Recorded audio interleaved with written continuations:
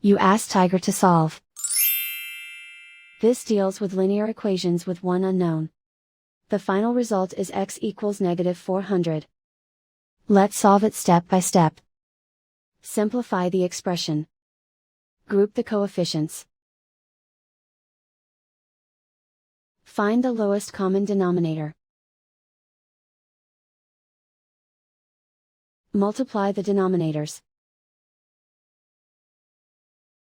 Multiply the numerators. Combine the fractions. Combine the numerators. Isolate the x.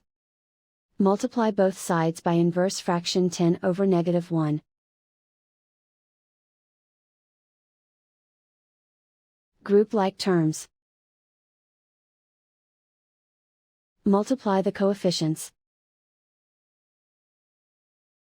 Simplify the arithmetic.